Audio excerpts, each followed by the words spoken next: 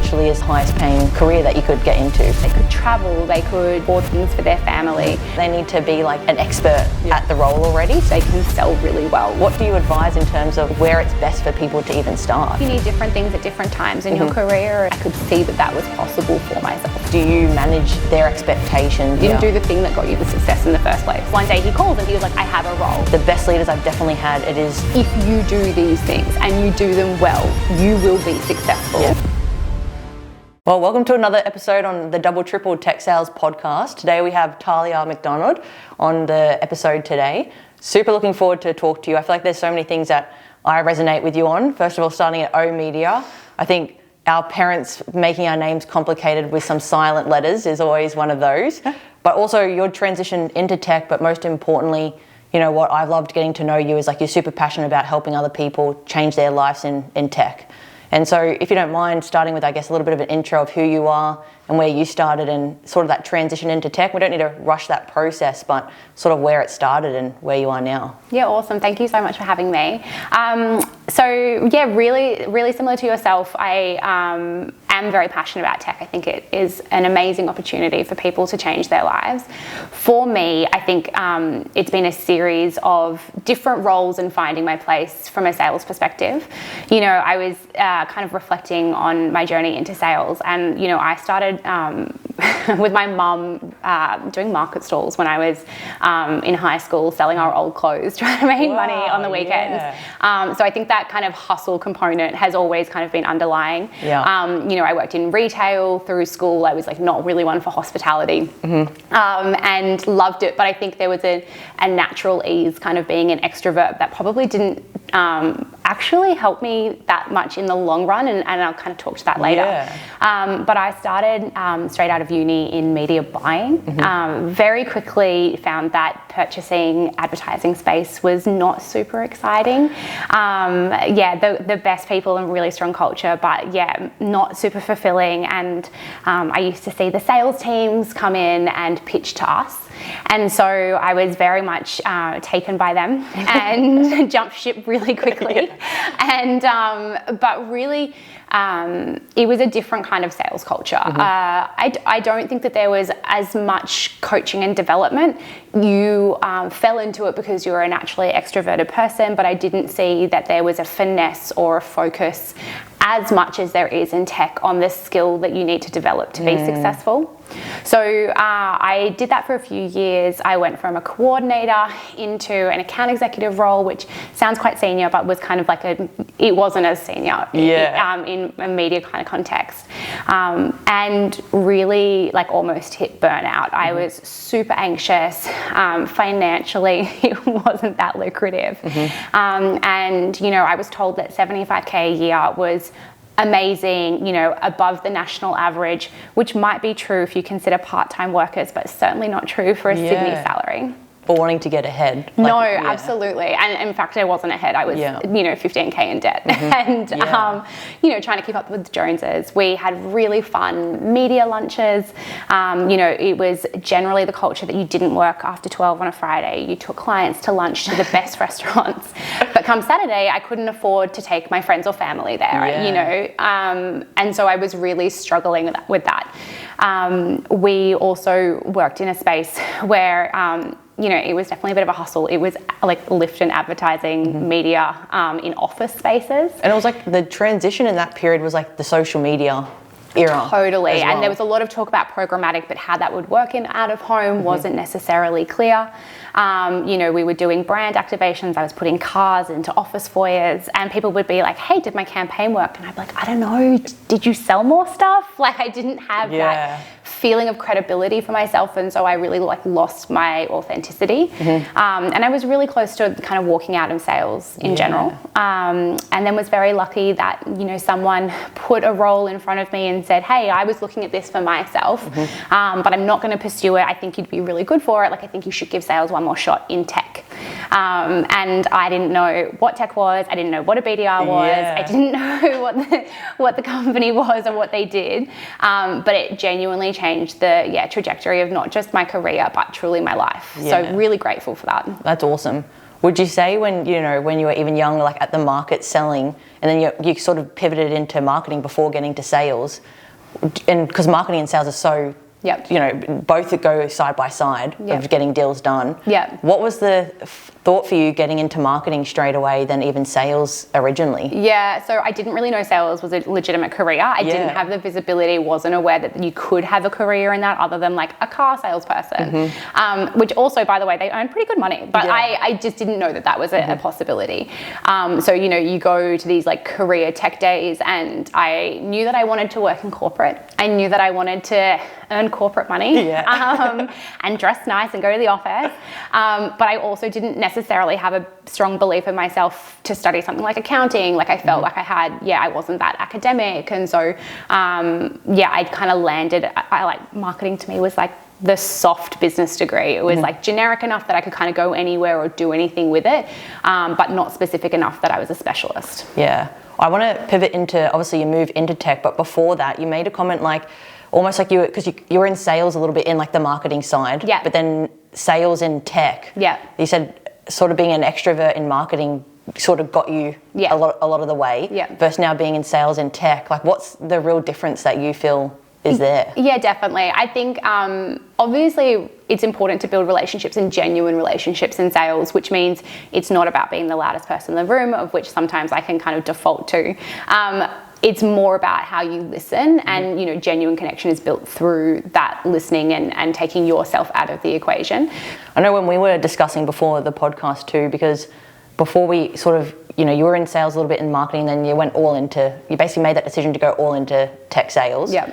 And I know the point I exactly remember which was at O Media, where I was like, okay, sales is literally my future. Like I think I have to do that as a career. Yeah. What was that moment for you during that whole process before like fully committing into the sales realm? Yeah, so I think it actually wasn't one moment for me. It was a series of smaller moments. I think when I started, and I was really lucky to start my career at a very like established business that was already very successful. They had really amazing inbuilt processes, and the time and resourcing they put into upskilling and enabling me as an individual made me feel like this is a skill that I can unlock. This is not something I have to naturally be good or not good at. These I can break it down into smaller skills and sub-skills and improve on those. And I think that I've got a really good chance at doing that.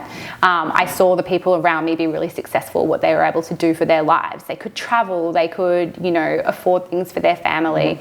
And I felt like that. I could see that was possible for myself. Yeah. I take you as someone too that's like you're not afraid of hard work or anything. And I do really think when you those characteristics about yourself once you get older or you learn more about yourself, because like sales can be that balance of like the high pressure with the quotas or whatever as well. But if you're willing to put in the work, it like literally is like the highest paying career that you could get into as well. Totally. And I think, something on KPIs as pressure or quota as pressure is they can feel like that. But they often feel like that because there's a point of resistance. And actually, if you see them as your tool to unlock your success, and I know that sounds like a little bit like managerial, but genuinely, I think that there was a pivoting moment. I actually walked away and went to Deloitte as a sales coach, and I didn't have KPIs. And I found that way more challenging because I was like, I don't know what good looks like. Like the prescriptive nature of like, if you do these things and you do them well, you will be successful, actually is a really like wonderful thing to unlock and takes a lot of the pressure off and takes the anxiety out of the conversation. Totally. Like literally that was my pivoting point where I was like the first time, because coming from like sort of personal training, it was like output of like clients and then like Penrith Panthers, I was selling memberships too, and then sponsorships, and it was the same thing. It's like, are you getting the ROI? I'm like, I'm not too sure if you're getting the ROI. But very much when I was at sort of done that operations role, it was the first time I didn't have KPIs. Yeah. And it was like the first time I was like, I actually would rather that, because it's black or white if I'm doing my job good or bad. Totally. And I'd rather that clear, because then it's like when you even come up to like, if you want a promotion or get, whatever it is, it's so clear if you've done the work or not. Yeah, 100%. And it no longer becomes, it's not a point of friction, it's actually your coaching opportunity. And so when you own those metrics and you don't shy away from them, you don't duck your head, and owning sometimes is recognizing not that they're all perfect all the time. Yes, consistency is important, but being able to isolate, like, oh, this dropped the ball. I'm probably going to be in this position in 4 to 6 weeks if I don't make a change in this particular area, whether that's calls, whether that's emails, whether that's the number of, conversations that have followed through. Yeah. You can kind of isolate those, and it's, a great predictor of your future success. For sure. And it's like, even when like I'm in the seat carrying a quota or whatever, it's almost like I know I've got that annual number to hit, because obviously then I can make more money or whatever the case is. But I almost just try to think of even like numbers I need to do each day. And then it's like whatever happens with the output, it's like, it's okay, because I know I did the output day in, day out as well. Yeah, consistency over time is key, and I see that with reps at the moment. I think where you, and look, there's a lot of synergies, I think, with sports as well, and you talked about personal training, and it is just getting those reps for those incremental gains, right? We're just out here putting like little bits of muscle on each day. But I think, we definitely notice when it drops off, you're going to see that impact in a few weeks. And so, it can happen for two ways, and that like can kind of be, on the flip side, a positive. It's like, I've had a really rough time. I haven't done the things that I need to do, and I'm not in the position I want to be. But I know if I give it 4 to 6 weeks of consistency, it's just going to turn around for me. And then on the flip side, if you've been doing really, really well, sometimes you take the foot off the gas and you're expecting to have the same results, and you're like, hold on, I don't know what I did. And it's like, well, you changed what you were doing. You didn't do the thing that got you the success in the first place. For sure. No, totally resonate with all that, and have lots of stories when, you go through your own sales journey of just like figuring out not tying your identity to a quota. But then it's hard to do if you really care about it.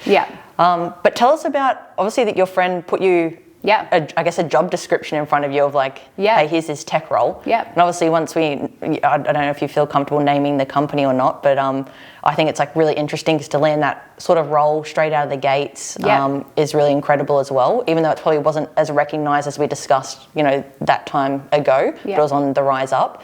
How did you even go through that interview process not even knowing what tech is? Because like, I asked this because obviously people in double, triple, all coming into tech their first time, and they're like, think they need to be like an expert at the role already. So how was that transition for you? So I actually didn't land the role straight away. I had a really positive interview and process, and the hiring manager at the time was basically building himself a talent pipeline. He was really conscious that it can be a high turnover role. Lots of people think they want this, and they find out it's not for them. And so he was like, I love you, I'll like stay in contact, but I don't have a role today.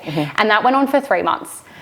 So then one day he calls and he was like, I have a role, and that was super exciting. But going into that interview for process, it was interesting. Everything was really abstract. I found learning tech like learning another language. There was a whole set of terms I'd never heard before, and they all had interconnected relationships with each other, and to understand that and build that knowledge out took time. Totally. And to be honest, also then walked out the door the second I left that particular business, and I had to learn a whole other new set of terms, But I was lucky enough to start my tech career at ServiceNow, and I really do say I was lucky in that because of the amazing foundations they were able to provide.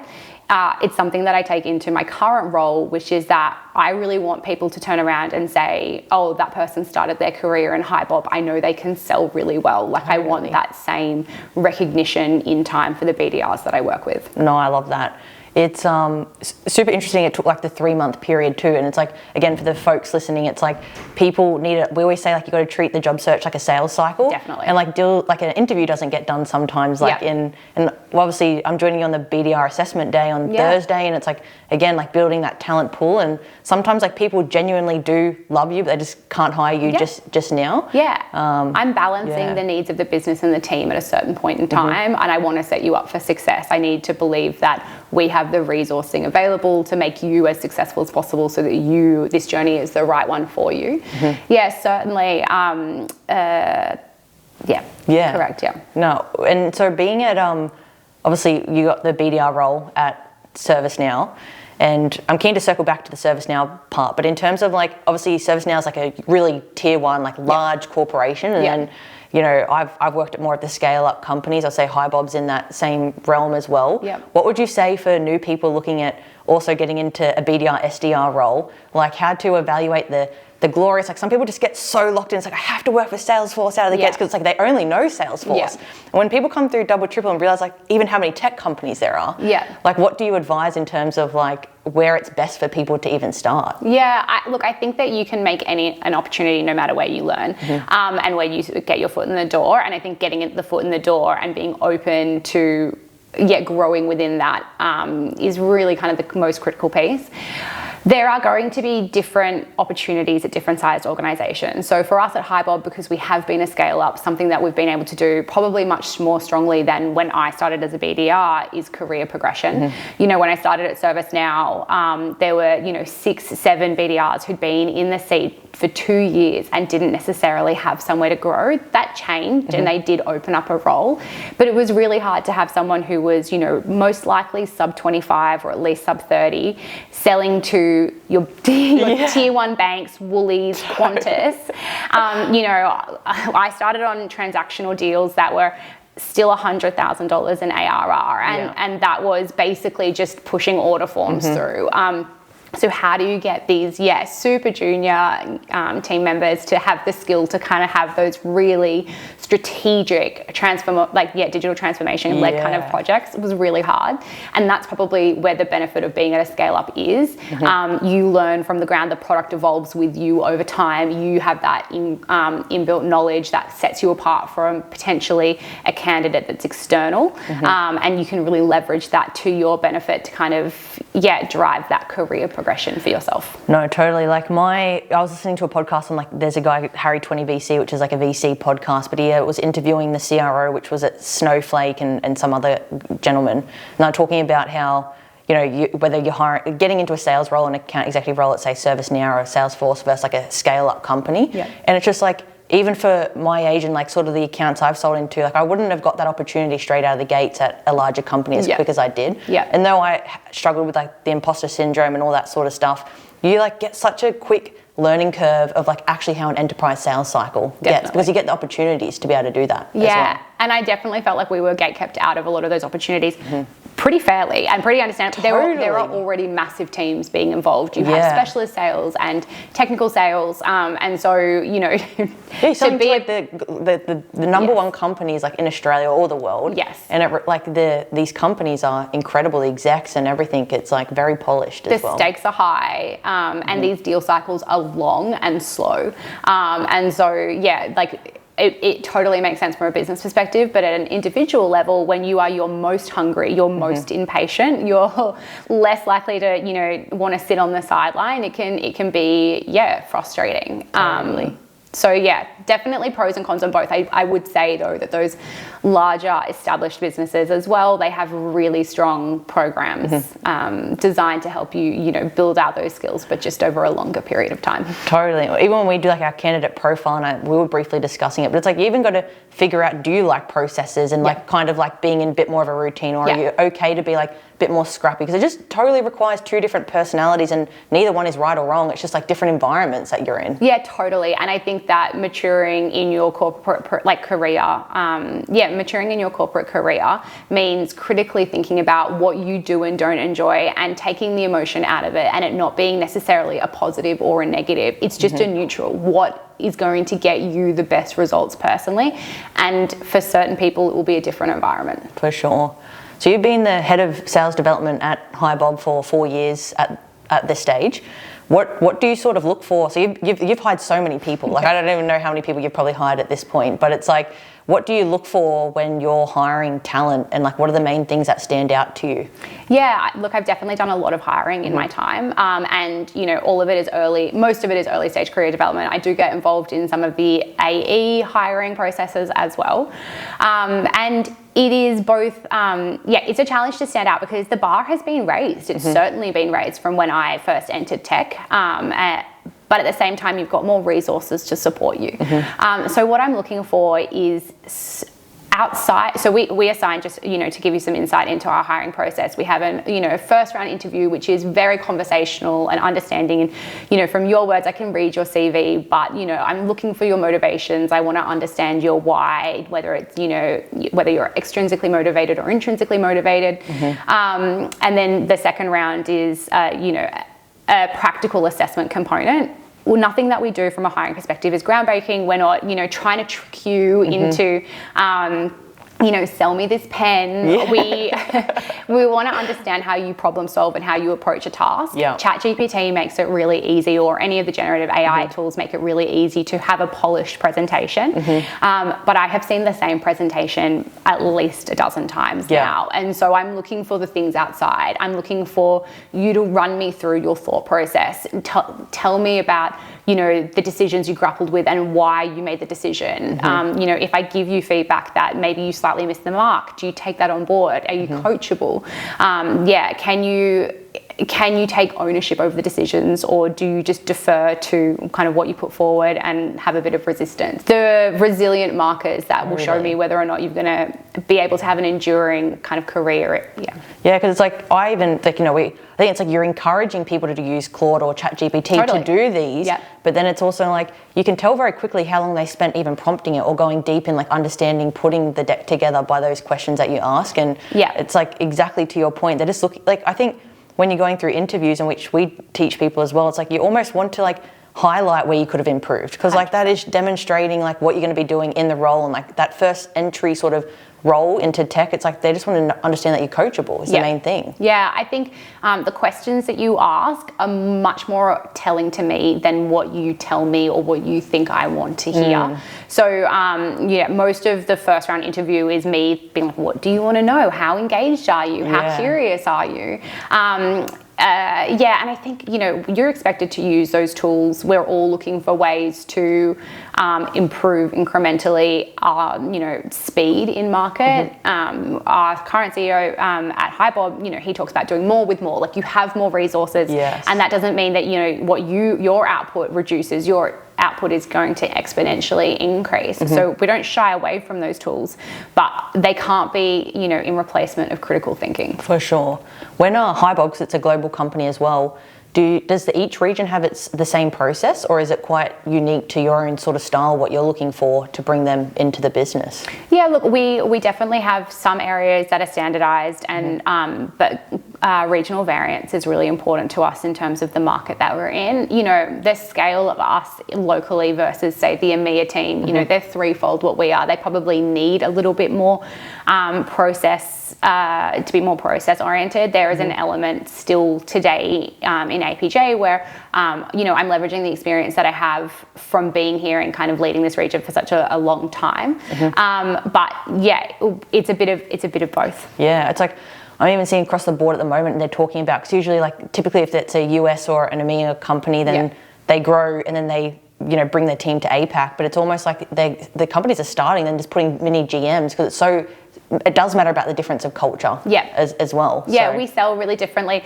I mean, it's different all the way through the funnel. So, we have different connect rates. Our connect rates are actually quite strong, but we, have a higher aversion to being sold to on the phone. Emails don't work, necessarily as well, but the phone is very strong for us. So there are definitely regional variances for sure. And, data is really helping us to identify what those are. And very similarly as it would be for a rep, the data provides us, really useful coaching opportunities. It's not about, we're doing poorly in an area. It's how much better can we be doing if we tighten ship in that spot. That's awesome.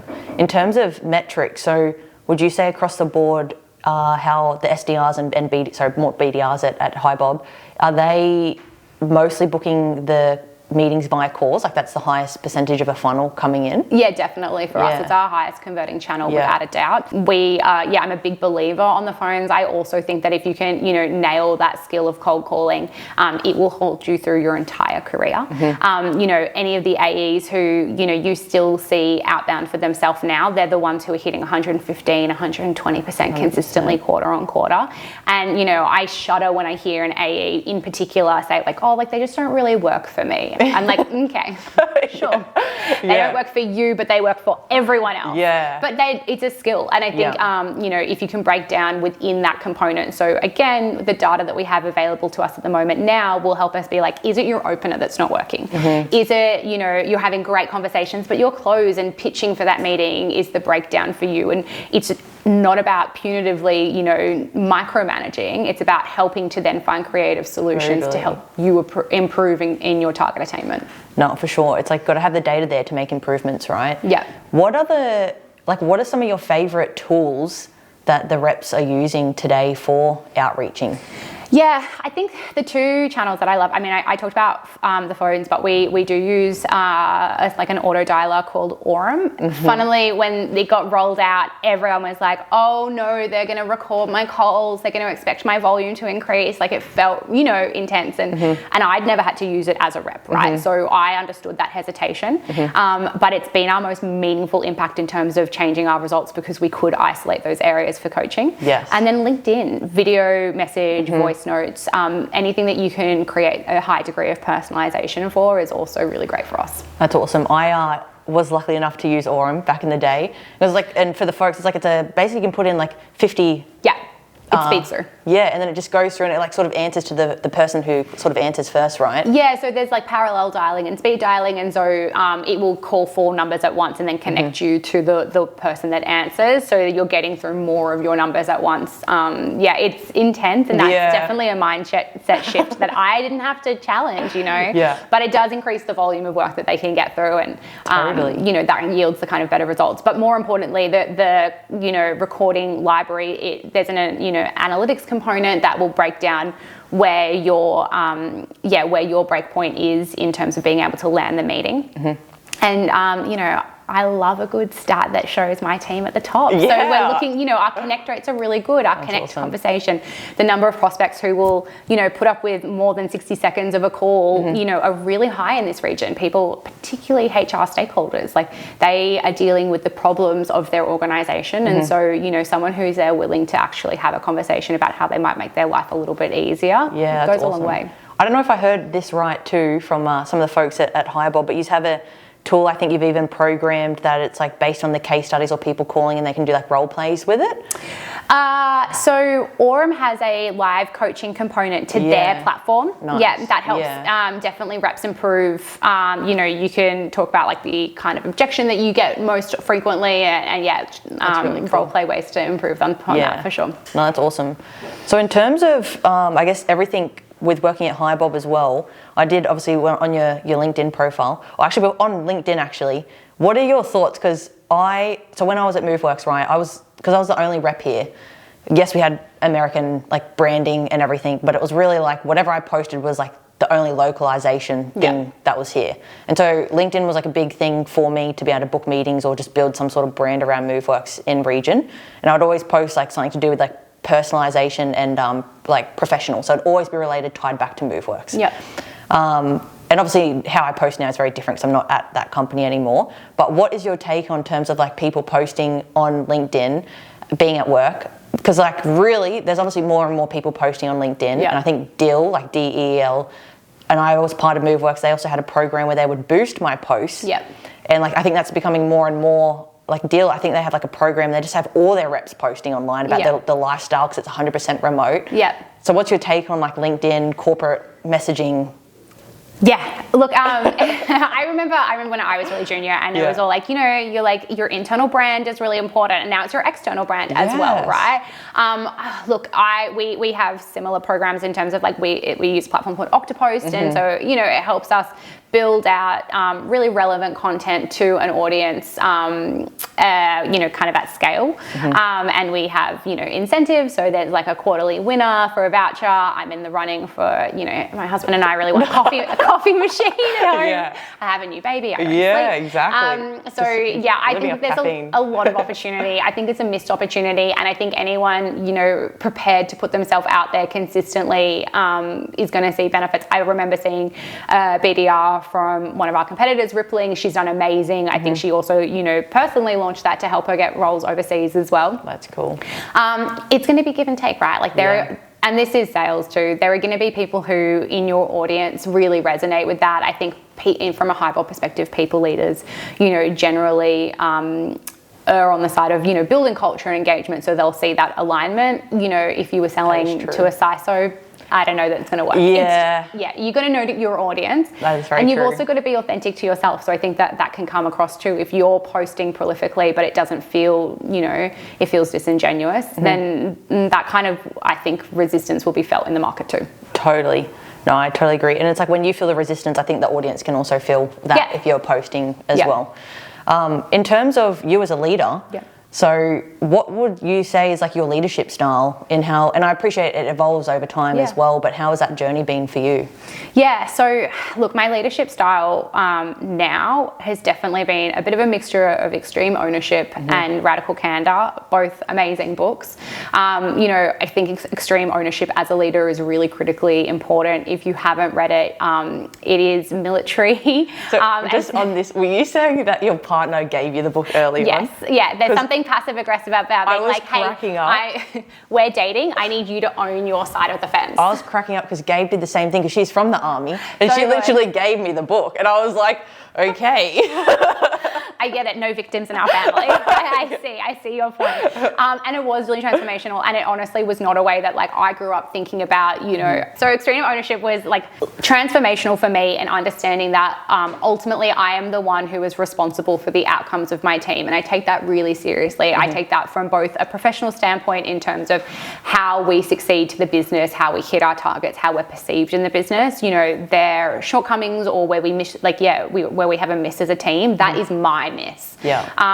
As a result, I can't afford to not be candid. I can't afford to let small things that are going to hold the entire team back. I have to be, authentic, and to lead the team well, I have to be clear and concise and transparent about what I need from the team. And more often than not, it's very rarely an unwillingness to improve or an unwillingness to do the right thing. People are all here for the right reasons, but it's a lack of knowledge or a lack of skill, and we're in it together. So I think that both of those styles have come authentically to me. I don't think that I had to, I didn't read the book and set out to be like, oh, this is what I'm going to try and emulate. It resonated. So I think in developing your leadership style, it is about, looking for the things that resonate, because you will be consistent in those when it's true for you. I think we're all influenced by the leaders, both positive and negative, that we've had over our lives. Very true. I talked a little bit about my time in media sales, but one of my strongest managers came from that period. And he navigated me on my shaky feet, not knowing if sales was the right career for me. And he helped me see, my life as an entire picture, not just work. And, I remember him saying, like, Tar's like, do I come to work to take, 35-year-olds or 25-year-olds out to lunch on a Friday? No, I've got 3 daughters, a mortgage, and I want to buy them a pool. This is what I'm here for. What is your why? Why are you doing this? And he was like, I think you should run a half marathon. Thanks. Do you? Why are people solve everything? Extreme ownership, running a half marathon? But these people helped truly build me to who I am now. And I think I feel a really strong sense of responsibility to do that for my team too. No, absolutely. I think extreme ownership. I've obviously now only really going into my first. I think being older sister and always whether it was a captain or school captain, I've had leadership responsibilities, but being in tech, I've always been an individual contributor. And I know very much about myself. It's I don't like conflict, or would probably work around that. But more and more, and now building double, triple, and I've had thankfully had Gabe, because she's a great leader, led big teams in the army and tech. And so I've always had that for Gabe to have those hard conversations. So I'm really navigating through my own leadership style now. Definitely. So it's a fun journey to go through. But I think the best leaders I've definitely had, which I had, thankfully, 2 incredible leaders at MoveWorks, which has shaped. I almost had this one leader that was he was great for my early in career, because it's super supportive. It was enough. But then I had one that came in, it was very clear, black and white, if I was doing the job or not. So it's almost a blend of those 2 things that you just mentioned, I think make great leaders. I think you need different things at different times in your career as well.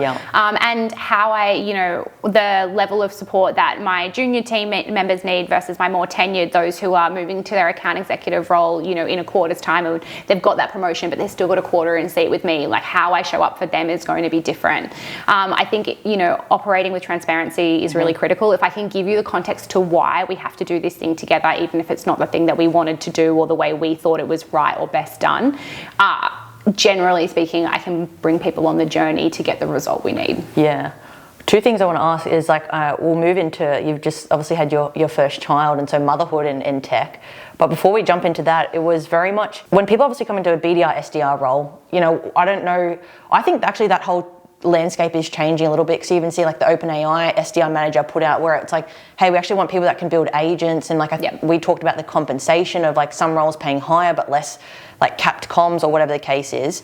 But how do you navigate people that I feel most of the time they want to come into a role and they're like, I want to be an AE straight away. Yeah. So like how do you, and your role there is to put them into their next position. Yep. But how do you manage their expectations in that whole cycle as well? Totally. And look, like transparently, I was really ambitious. I wanted that. I was chasing that next, the next 20K, 40K. I think the great thing about tech is that actually when you move up in role, you generally speaking move up in really significant pay bracket, because there's a very significant amount of skill change that's required. So when we look at a BDR transitioning into an account executive, we're very lucky to be able to break down the skills. And, every AE who has come from a BDR, if I ask them in their last quarter of BDR, like being a BDR, are they working the hardest they could? They'd all say yes. They're like, I'm smashing it. Like I've done everything I could. If I ask them 1 quarter later in their first quarter of being an AE, they're like, I am working 10 times harder than I did. Totally. And they recognize that, but you can't actually, you don't have foresight. This is only the benefit of hindsight. Totally.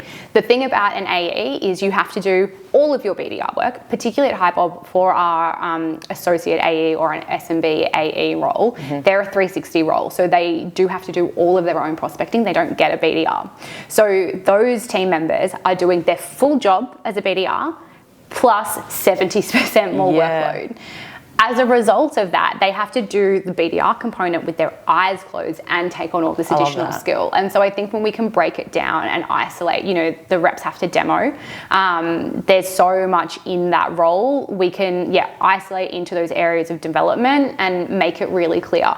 There's not too many people that when you break it down, go, oh, I can do it. It just is it's very rare if you've taken the time to go through a genuine development and coaching plan. Totally. And I'm lucky that their sales managers at HiBob are very committed to bringing up junior talent as well. Yeah, totally. And I think that's like the biggest thing we ask. Like you want to go at people's LinkedIn profiles and see if they've been promoted or very much, you have that pathway there. It's I even remember my jump, like you so feel ready and then it's just like completely like, whoa. And then even like from commercial mid-market into enterprise strategy, like every time I'm like, I've got this. And then it's just like a whole new learning curve that you just can't foresee, because it's like you see the reps closing deals, which seems simple, but then there's just so many more complexities underneath it. So layered. And I think actually being good at understanding that you have a gap, and it's not a negative to have a gap, it's just the reality, is amazing, because you will have a gap again and again if you want to get into leadership. I think the one thing I would go back to is your why, and I know that people talk about that a lot and it can feel overdone, but sometimes people see leadership as a progression opportunity, particularly if you're financially motivated. You can earn much more as an individual contributor. My why definitely comes back to wanting to develop that junior sales talent, seeing that this is a career that is transformative and wanting to help people through those early stage, ups and downs, ebbs and flows. Totally. But go back and reassess what that is for you. If it's just about making money, of which there's nothing wrong with that, because that money is a vehicle to travel, to experience, to a stable home and life. Reassess what that is and what your why is, and that will help you kind of navigate that path for yourself. No, totally. I think me and Gabe always have those discussions, and I'm always like, because like as you sort of mentioned, like probably most of the time you could earn more money as an individual contributor, obviously if you smash quota and whatnot.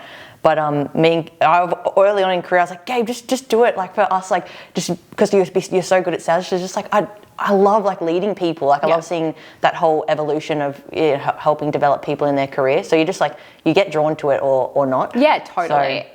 But you've obviously had a child, and so you've just sort of returned the past couple of months. How's all that going for you? And for people that come into double, triple two, like a lot of them have already got a few kids, or they obviously in the next couple of years actually want to get into tech, so they think it will actually provide a bit more, I guess, flexibility, because I guess tech does provide maybe 2 days work from home or whatever the case is. So how's that transition been? Yeah, for sure. So I went back quite early. I went back to work at 6 months. HiBob is really, I'm very lucky to work for HiBob that has a policy where I can come back at full pay for 80% hours for a period of time. And that transition's been really important. That might look like finishing earlier for some people. For me, it meant that I had 1 day a week with my daughter at home, which is really critical while she's really little. So good. Tech is flexible. my reporting line is into London, and so I often have calls with London or the States or all time zones at once, depending. And so, sometimes that gives me a little bit of an opportunity to start a little bit later or finish a little bit earlier on those days to do bedtime or do dinner time and then log back on. So it works for my personality, definitely. I think I think tech as a career, again, if we talk about the trajectory of my life and the stability that I can provide my family through my earning potential has been massive. I'm very lucky to work with very supportive leaders, very strong people teams that, really champion. There aren't a lot of working mums at HiBob. There's a kind of a new influx in the past kind of 12 to 24 months because we haven't been in Australia for that long. And so, how they've managed to navigate this has been really, I've been really grateful for. There's also a really strong element that I do it for my daughter. I think it's important that she sees that she is capable and that she has a mum who works hard. And, hopefully that it unlocks a really good life for us. Yeah, no, that's awesome. It's great to hear all that. And it just reminded me actually of when I joined MoveWorks, we actually, because there wasn't too many females that were working there. We had the Maddie have the first kid there. And it was kind of there's no policies or what happens. And our company was so supportive of putting them in place. Yeah. But it just does take that one person to foster that culture. But I know obviously a lot of people I've worked with and ongoing, most tech companies are pretty appreciative and supportive of all that. And once you get into those leadership roles, I would say a lot of the folks that are in leadership roles have kids because I think they naturally then get drawn to that side of it as well. You get to a certain point in your life, you've been in an industry for a certain period of time. There is a natural progression. I think tech has very modern people practices. So they know that, there is a loyalty that is built out of treating your people really well. Very grateful for that. When I speak to women in my mother's group who might not have had that same kind of support financially from their business, I definitely feel really lucky. Yeah, totally. Well, lovely to have you on. Is there any final things that you would like to mention? Do you know what there is? There's one thing, and I think it really comes down to if you're considering a position in tech and you're, having some self-doubt, some imposter syndrome, those things come through all the time in waves. There is no one background that is best suited to tech. When I was a BDR, one of my colleagues had been a baker. His work ethic was unbelievable, even though he might not have had the technical or academic previous experience, but he worked so hard to bridge that gap. Super successful today. I've seen people from, semi-professional sporting backgrounds who really have strong alignment. And then, I've also had BDRs in my team who were receptionists, who just worked in an environment and saw that maybe there was more opportunity or more growth, if they went down the sales path. So for me, it's a transformative career. It's really worth investing the time, but it is an investment beyond the 9 to 5. And that's the thing that, you need to be prepared to do. No, totally. And when obviously we're helping people launch into tech that have never been obviously in tech before, and it's I always bring up the people's background profiles and look at the company that are you can see where their last job was, and they're taking these people from these industries, right? So totally agree that it really does come down to your tenacity of wanting to improve and you can show that you're passionate about getting into this new space as well. Yeah. So no, it's lovely for you to join us today and really appreciate our relationship and everything that you're doing at HiBob. So thank you very much. No, it's been awesome. It's really refreshing to have, I guess a new voice in the industry as well. The way in which you support talent, but also, the ideas that you bring to the table. It's been a really awesome partnership for us. And looking forward to the BDR assessment day. It'll be great. Are you going to be running those quite frequently? Yeah, we're looking to. So this is a pilot for us. It will be our first one, but, pending how it goes, we'd love to run them regularly. We've seen it work really well overseas as well, and it's a great opportunity to get your foot in the door in tech and see if it really is for you. No, totally. My actually old boss, just quickly on that, is MuleSoft, and that they run all them, and that's how they hire all their talent as well. And it's really cool to see HiBob doing it. I've never actually been part of one or knew it was really a thing, but it makes total sense. Yeah, it's a really good opportunity. Yeah, thanks for getting involved. No worries. Thank you.